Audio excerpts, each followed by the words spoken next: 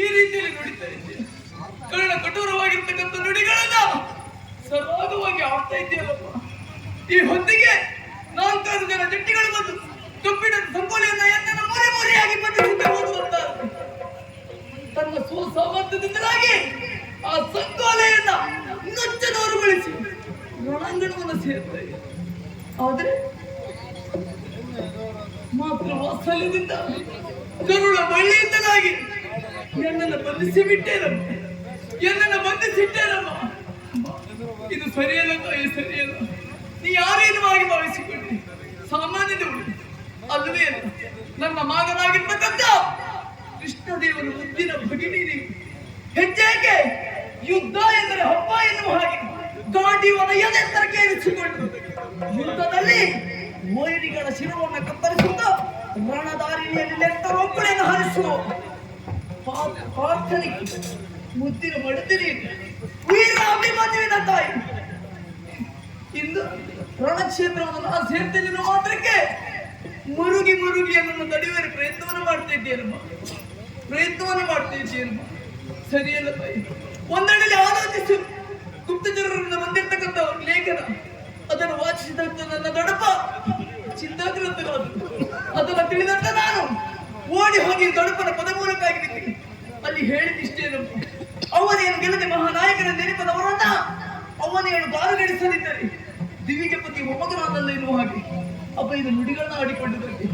ಆಶೀರ್ವಾದವನ್ನು ಪಡೆದು ಅಪ್ಪಣೆಯನ್ನು ಪಡೆದುಕೊಂಡು ಆದರೆ ವಿಚಾರವನ್ನು ನಿನ್ನಲ್ಲಿ ಹೇಳೋಣ ಮಾತ್ರಕ್ಕೆ ನನ್ನನ್ನು ತಡಿತಿದ್ದೇನಮ್ಮ. ಸರಿಯಲ್ಲ.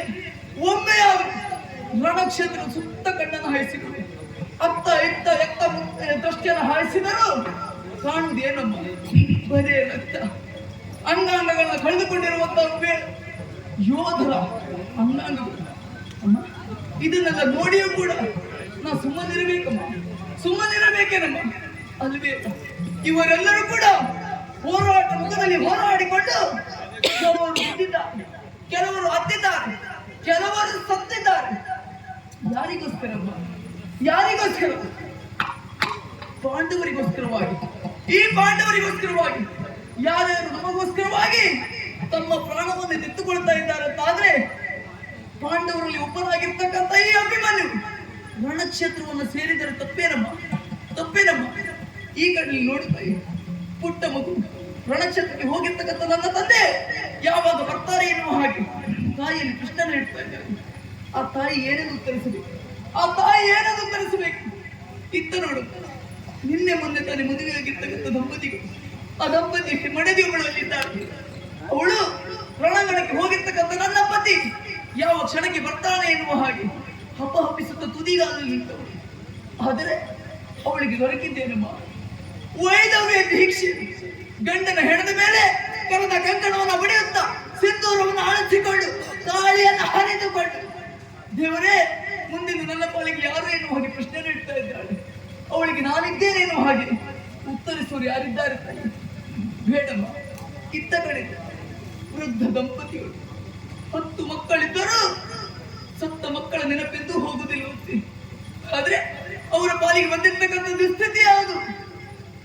ಮಗನ ಹೆಣವನ್ನು ಹೊರುವಂತ ದುಸ್ಸಾಹ ಪರಿಸ್ಥಿತಿ. ಇನ್ನು ಮುಂದಕ್ಕೆ ಅವರನ್ನು ನೋಡಿಕೊಳ್ಳುವುದಕ್ಕೆ ನಾನು ಇದ್ದೇನೆ ಎನ್ನುವ ಹಾಗೆ ಹೇಳಿಕೊಳ್ಳುವರು ಯಾರಿದ್ದಾರೆ ತಾಯಿ? ಯಾರಿದ್ದಾರಮ್ಮ? ಅಮ್ಮ, ಆಲೋಚನೆ ಮಾಡಬೇಡಿ.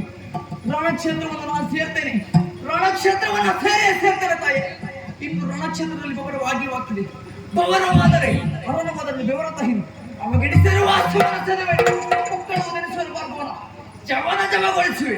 ಸಾಕಿನವರಿವರೆ ಯಾಕೆ ಅರ್ಜುನ ಮಾಧವನು ಮುಂದೆ ರಾವಣನು ಗೆಲ್ಲಬೇನೆಂದರೆ ವಿಕ್ರಮದ ವಿಷ್ಣುವಿನ ಕದಲಿ ವಲವನ್ನು ಪಕ್ಕಂತ ಗೊತ್ತಾಳೆ. ಅದು ಬಾಳ ಗಿಡವನ್ನು ಪುಡಿಗೆ ಅಂತ ರೀತಿಯಲ್ಲಿ ಆ ದ್ರೋಣ ವ್ಯೂಹವನ್ನು ಭೇದಿಸ್ತಾರೆ. ಅಲ್ಲಿರುವಂತ ಕೌರವನ್ನ ಸೆರೆ ಹಿಡಿತಾರೆ. ಆ ಕೌರವಾದಿಗಳನ್ನ ನುಚ್ಚನೂರು ಮಾಡ್ತೇನೆ ತಾಯೇ. ಆದರೆ ಇಷ್ಟೆಲ್ಲ ಕಾರ್ಯವನ್ನು ನಾವು ಸುಸಾಂಗವಾಗಿ ಮಾಡಬೇಕು ಅಂತ ಆದ್ರೆ ಬೇಕಾಗಿದ್ದು ಹೆತ್ತವೇ ಆಶೀರ್ವಾದ. ಹೆತ್ತವೇ ಆಶೀರ್ವಾದ. ನನ್ನ ಆಶೀರ್ವಾದ ಕಳುಹಿಸಮ್ಮ, ಕಳುಹಿಸಮ್ಮ, ಕಳುಹಿಸಮ್ಮ.